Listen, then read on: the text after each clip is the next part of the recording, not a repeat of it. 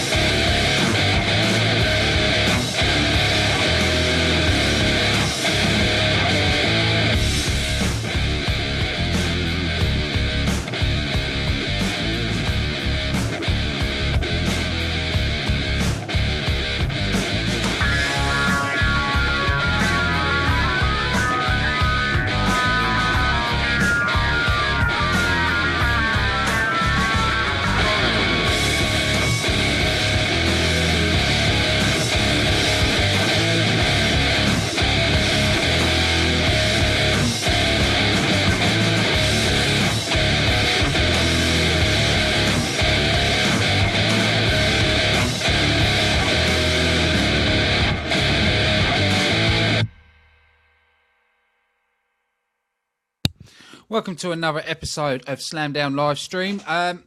Before I get into the Smackdown review, I just want to quickly talk about the latest news that's come out of the WWE, which is the Seth Rollins injury.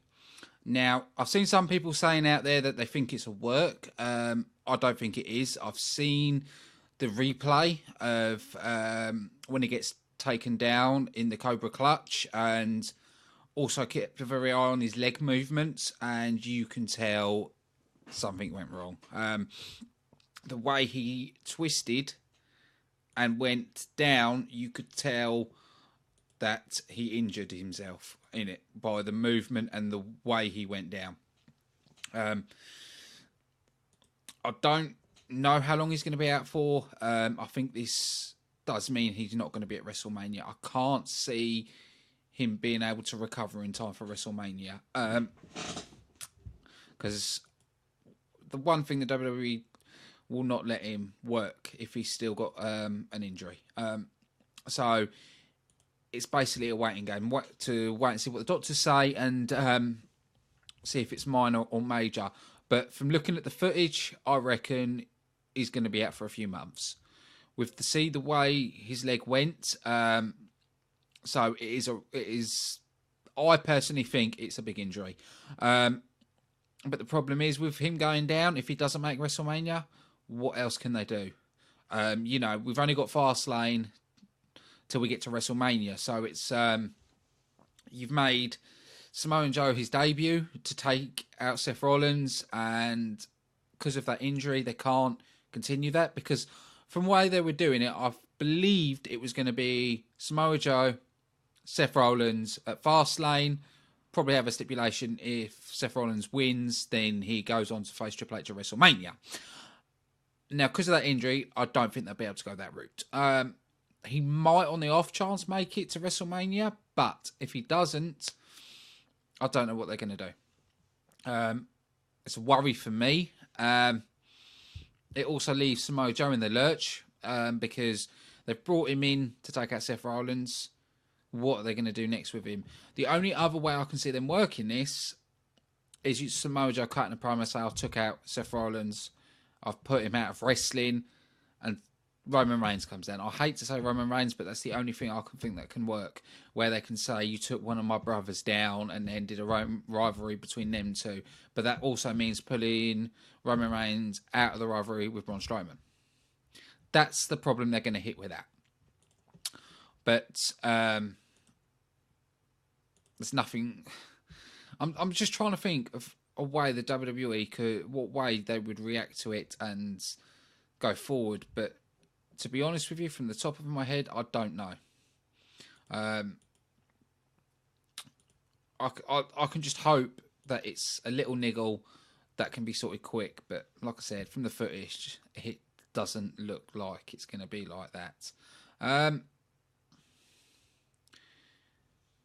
Right, so let's dig into SmackDown and cover everything SmackDown.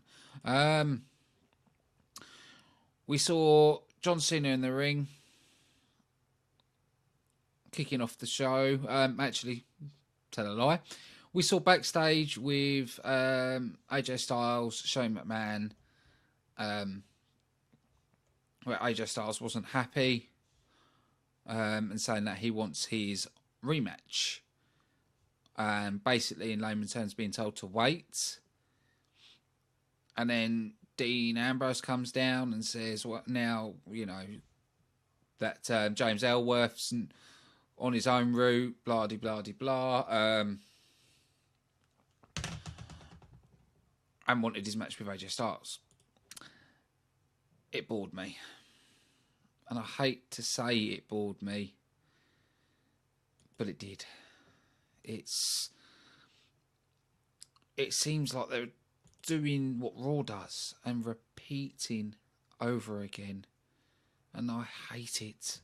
I really hate when they start repeating and repeating. We've seen AJ Styles against Dean Ambrose so many times. We've seen AJ Styles against John Cena so many times. We want something new. I'm still pissed that we're going to get John Cena, Randy Orton at WrestleMania. Well, that's what I think is going to happen.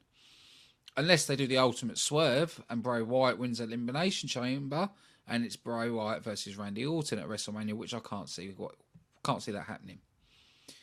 I'd rather see John Cena Undertaker, to be honest. I'd rather they go that route. But I've got a feeling it's going to be Roman Reigns Undertaker because of what happened at Royal Rumble. For me, if I didn't do these reviews, if I didn't come on here to, review shows, I would have given up on Raw by now, and I possibly would have given up on SmackDown. But I do these reviews because I love wrestling, and part of me still carries that small hope things were going to get better. But after that, we saw John Cena in the ring saying never give up, and that he overcame AJ Styles in an epic contest, and now he's the 16 world champion. One thing that interests me, Kurt Angle tweet said he wouldn't congratulate John Cena. He'd congratulate him once he beats Ric Flair records, which I get, and I think that is right. If you match a record, good on you, but we want to see you beat it. Well, we don't want to see John Cena beat it, but you get what I mean behind that.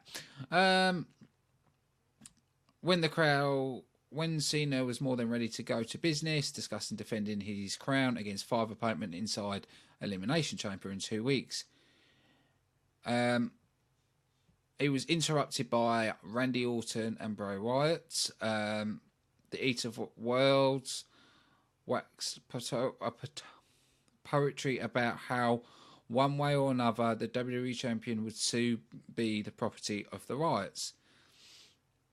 Then they soon try to attack Cena. Cena would soon have backup in the way of Luke Harper. Shane McMahon came down and he turned around and said, tonight we're going to see Orton and Bray Wyatt take on Luke Harper and John Cena. Now, I can't understand why they're doing this. Obviously it's jealousy. You can see it's Luke Harper is jealous of Orton coming into the fold and everything else. But I don't know. I'm just really not getting into this at all. But that might be just me. There might be people out there that love it. And if you're watching this and you do like the rivalry of this, please comment. This is what this show's about, to hear your opinions. And they basically, Shane McMahon came and announced the match and said their match will be starting now.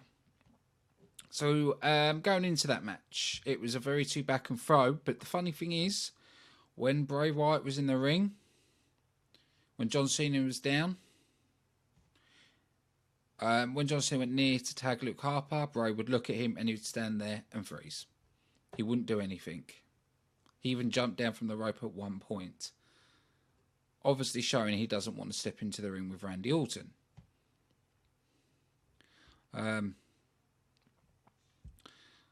But we managed to see Bray Wyatt and Randy Orton get the upper hand and get the victory.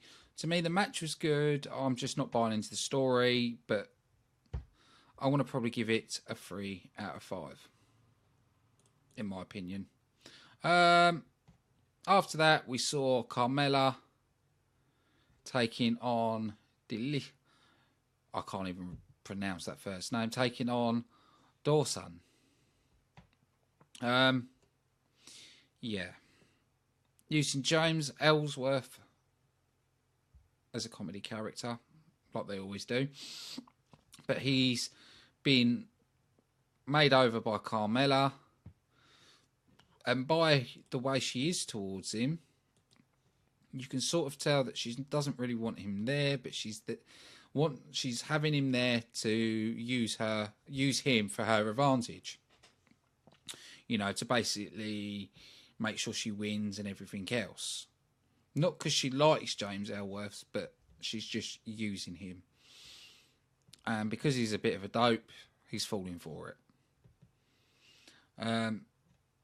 Because in the match, you saw James Ellsworth grab the opponent's leg, pulling her to the floor, and Carmella then hit the code of silence and got the victory.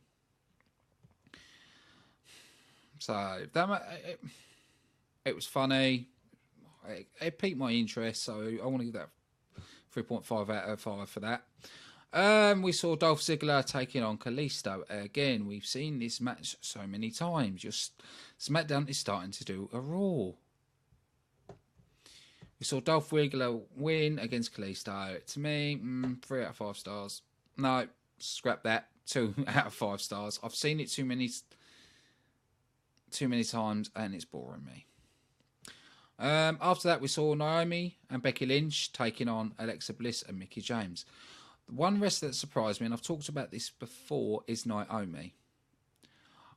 I think she is doing a hell of a lot better. You know, her ability in the ring has improved so much. I'm surprised by her. You know, she's... I'd like to see her hold the title. I think she deserves to hold the title. She's starting to prove that she is an amazing athlete. Definitely improved from when she first came into the company. And you saw that in the match. It was a lot better match than the matches before it. It was probably one of my favourite matches of the card.